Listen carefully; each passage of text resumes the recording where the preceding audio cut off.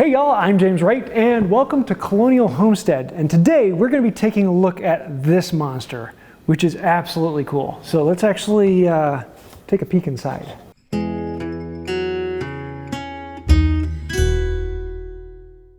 So you've all seen a toolbox before. They come around every now and then, you're going to find them with a few tools in, or you might find one with mostly a good collection. But this one is a little different. This one has a whole story to it. This is actually a timber framer's tool chest with all original tools, just as if the original owner had put them in there and walked away. And on top of that, this one is actually currently up for auction. So if you'd like to bid on it, and this video is still new, there's links to that down below. But let's actually take a look at what's inside this thing. The first drawer we got here is quite a few compartments set up for your full complement of auger bits. There's some countersinks, screwdrivers, everything you would need for the day-to-day use, conveniently positioned in the very top so easy to access without having to dig down through all the compartments. Second, a couple more of the bigger auger bits that wouldn't fit in the top, really nice dividers. Almost a complete set, I think, of butcher gouges there. Now, not as essential maybe for some house building you'd think, but think back to corbels and carved pieces in the house inside. You know, this was not just a timber framer. It's quite obvious that this guy was capable of building an entire house. When's the last time you saw blue chalk? It's been a while. So, you know, from what we know, that chalk has sat in there for at least 40 years. And next here we've got draw knives, spoke shaves, including a really cute little Jennings draw knife. Those are really good for doing fine detail work. You know, this stuff is all sharp. I think some of the guards on the blades may have been added, but otherwise, you know, now we start hitting the good stuff. Larger draw knife, some turn screws, which has always been to me a nicer term than a screwdriver.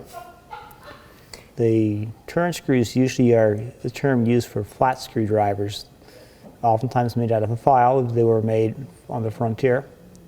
We've got a small, really cute little hammer there. Remember talking about that one last time, Chris? Yeah. And that's lovely.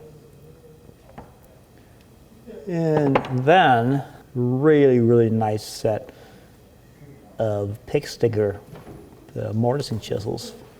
If I remember correctly, it's all the way from quarter up to probably 5/8 or 3/4, including some that are obviously new old stock that have never been handled. There's one in front of you.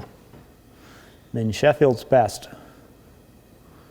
So now you know how a new old stock pick sticker chisel should look. Tools were made in large quantities and not reproduced again exactly like that for 20 years. So that might be from mid to late 1800s. Now the timber framer's dream.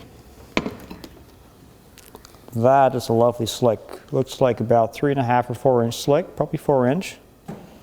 And it's an L&IJ white if I'm correct, which is oftentimes thought as the premium brand when it comes to good framing tools. If you look at the back, you know, this guy knew how to sharpen his tools. 100 years of sitting here, and that's how it looks. So it looks like a big Barton spoke shave. Those are hard to find. Very good tool. I've had a couple in the past. 1.5 and 2 inch chisel. Another 2 and 1 3/4. Spoke pointer, another spoke shave. Okay, looks like we got probably a plank plane and a moving philister there. And next we got jack plane and a beautiful little froe. That froe would have been perfect size for splitting out small pegs. Here we got the front drawer, and we've got squares, some little gimlets, set of center bits, saw set, and in the second to last one here, we got a really interesting, that's the owner stamp. We don't know who he was, but we do know his initials. His initials are GFH. So if that's you, we want to hear from you. Some calibers for measuring distances. Ooh, the sawtail. Now, A full complement of saws in here. One of them we had sharpened. It's a little brass back. It's absolutely lovely. So that helps date it also. That's got the eagle stamps on it, which is pretty early. And then we got another back saw, rip and cross cut, panel gauge, we got a level, we got looks like we got a little jigsaw in there, flush cut saw. This might be some later stuff somebody put in. And another cute little saw right here. Obviously, probably a user-made handle, but it works.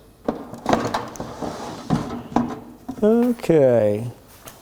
Nice little claw hammer. There's an absolutely adorable little hatchet handle in there.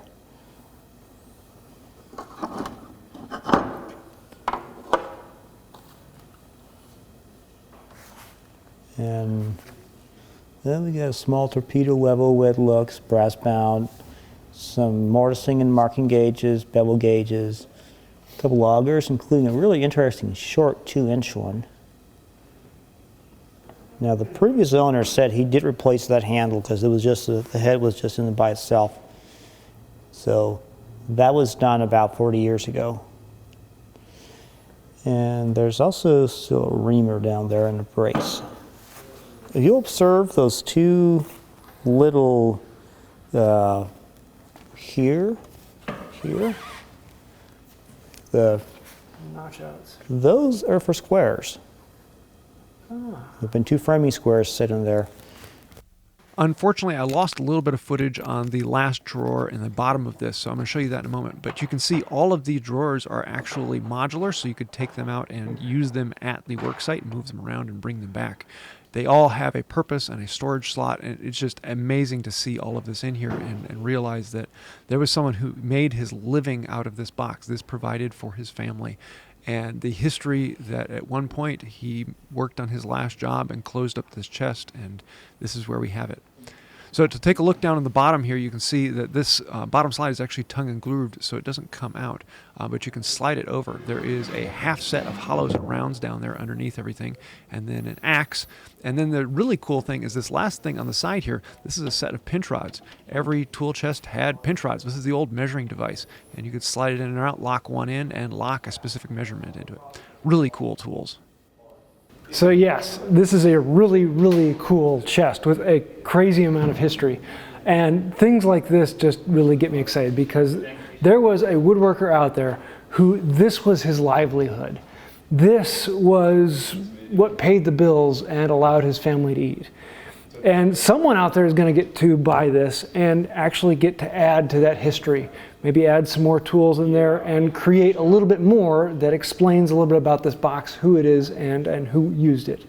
So if you would like to actually put a bid on this, you have until April 23rd, 2022. You can call up Colonial Homestead. I'll leave a link to that down below and put in your bid there. So good luck, and someone's going to have a really, really cool piece of history. So I think that'll about do it for today. And until next time, have a wonderful day. These are all timber framing tools. That means that these are the type of tools you use when there's a particular timber who's been on your naughty list and you need to frame him.